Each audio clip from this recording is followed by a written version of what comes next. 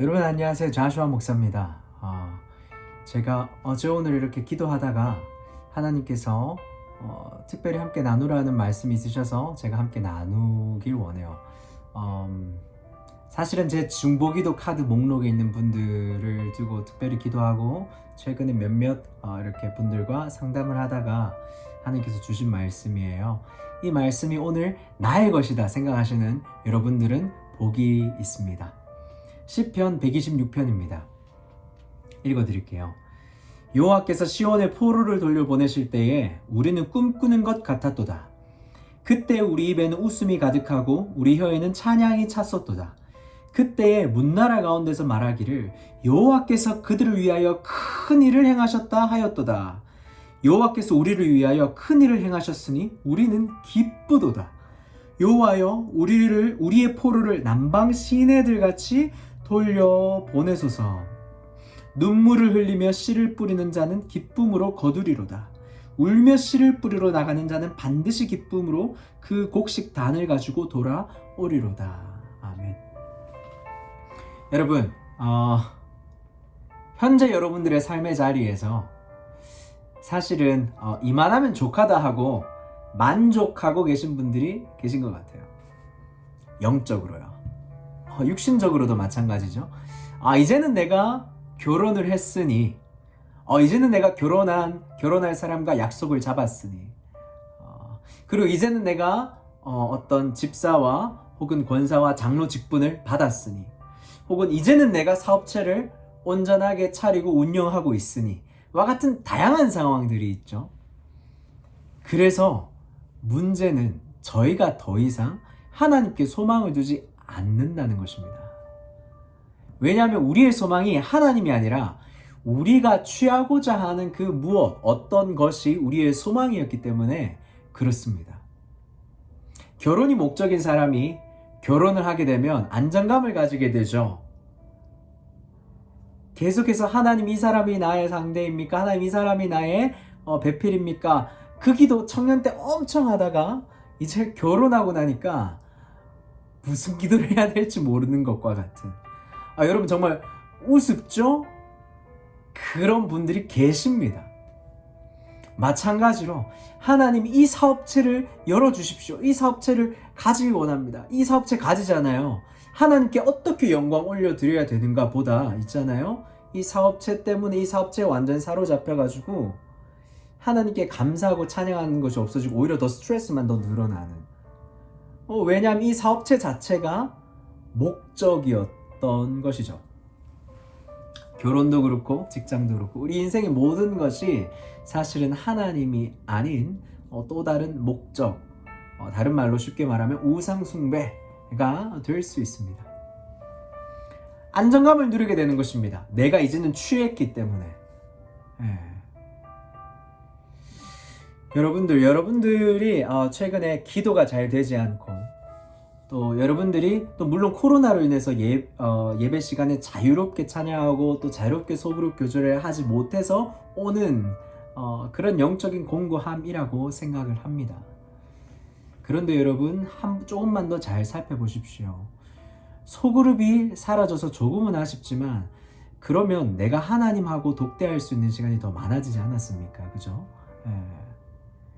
기도할 수 있는 시간이 분명히 더 많아졌는데 왜 기도가 되지 않을까요? 맞습니다, 여러분. 소그룹에서 함께 기도하면 더 힘이 이렇게 증가해요. 그런데 저희가 하나님 앞에서 홀로 독대하고 앉아서 기도하는 것을 배우지 못해서 그래요. 이제는 그 하나님 앞에서 홀로 기도하는 훈련을 할 필요가 있어요. 내 골방에서 하나님과 독대하는 기도. 은밀히 보시는 중에서 다 듣고 그대로 갚아주시는 하나님을 만날 때가 되셨다는 것이죠. 좋습니다. 만날 때가 되셨습니다. 그리고 한 가지 더 기억해야 될 것은 오늘 시편 126편에 보니까 눈물로 씨를 뿌리는 자, 울면서 씨를 뿌리러 나가는 자는 반드시 그 곡식단을 가지고 돌아오겠다 라고 했는데 우리가 바라는 곡식단은 무엇입니까? 우리가 바라는 곡식단이 단순히 이 땅에 속한 것일 뿐이면 우리는 참 불쌍한 사람들입니다.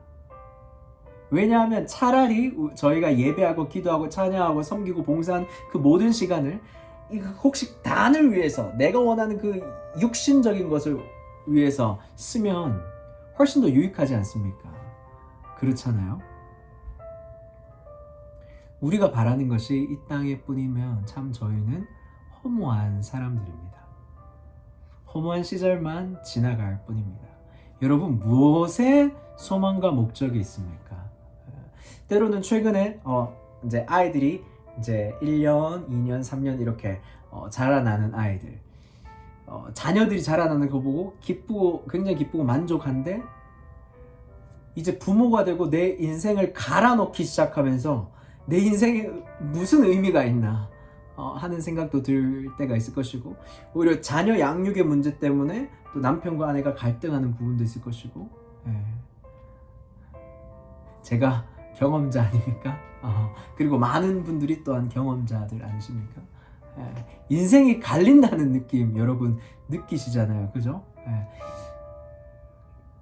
참 결혼하고 자녀를 놓고 살면 행복할 줄 알았는데, 물론 행복하죠. 저도 행복합니다. 그런데 내 시간을 하나하나 이제는 헌신해야 된다는 것, 너무나도 당연하게 헌신이라기보다 책임져야 되기 때문에, 왜냐하면 내 사람이기 때문에, 하나님께서 나에게 맡겨주신 사람이기 때문에. 그렇지 않습니까, 여러분? 그래서 가족을 더 사랑하고 축복하는 일에 여러분 관심을 가지십시오. 하나님께서 우리 가족의 남편에게 혹은 아내에게, 그리고 나의 자녀들에게 어떤 관심을 가지고 있나 하나님께 기도하십시오. 그리고 하나님께서 자녀들을 위한 이러한 관심, 그리고 현재 자녀들의 삶에 혹은 배우자의 삶에 일어나는 이 일련의 사건들을 하나님 앞에 분별 받으시고, 하나님 이 상황 속에서 우리가 어떤 선택을 하길 원하십니까 하고 기도해야 됩니다. 기도해야 될 게 저희가 얼마나 많은데요. 정말 울면서 씨를 뿌리러 나가는 자의 그 사명을 가지고, 하나님 내가 이대로 이 땅의 육신적인 것에 속해서 살 수가 없습니다 하는 그 간절한 마음을 가지고, 여러분 눈물을 잃어버리시지 않으셨나요? 여러분 통곡하는 기도를 이렇게 잃어버리시지 않으셨나요? 혹은 아직도 한 번도 그렇게 간절하게 하나님을 찾아보지 않으신 것은 아닐까요? 여러분, 그렇게 하지 못하는 이유는 126편 1절에 보면 이렇게 나와요. 여호와께서 시온의 포로를 돌려보내실 때 우리는 꿈꾸는 것만 같았도다. 여러분, 포로에서 돌아올 때 얼마나 이스라엘 백성들이 기뻤겠습니까? 포로에서 돌아옵니다. 입에 찬양이 있고 웃음이 가득하고 막 기쁘도다 하나님을 찬양합니다. 내가 어떤 갇혀있던 문제에 나오는 순간에는 하나님 찬양합니다. 내가 소망하던 문제가 해결되었을 때 찬양합니다. 그런데 왜 찬양하지 못합니까? 지금 어떻게 보면 우리가 다시 그 어떤가에 포로 잡혀있기 때문에 그렇습니다. 어떤 물질적인 것에 포로가 되어 있을 수도 있고, 그것을 우리가 중독이라고 얘기하죠. 혹은 우리가 인간관계의 어떤 부분에 우리가 포로 잡혀 있을 수도 있습니다. 요즘 최근에 가스라이팅이라는 단어가 굉장히 보니까 유행하는 것 같아요. 심리학 이런 유튜브 채널들에서 보면요. 서로 인간을 조종하고 강함으로 착하고 약한 사람의 것을 빼앗고 탈취하고 착취하고, 여러분 이것은 짐승의 삶이죠. 강한 자가 약한 것을 탈취하는 것은 짐승의 삶. 그런데 그런 짐승적인 삶 안에서 내가 하나님의 형상으로서 온전히 나를 구별하여 드리는 것이 없으니까 빼앗기는 거예요. 탈취해 가라. 여러분, 착한 것이 크리스찬이 아닙니다. 거룩한 것이 크리스찬입니다. 거룩함은 스스로를 지킬 줄 압니다. 그리고 다른 사람의 것을 함부로 빼앗지 않습니다, 여러분. 크리스찬의 삶은 착한 삶이 아니라 거룩한 삶이라는 것을 반드시 기억하십시오, 여러분.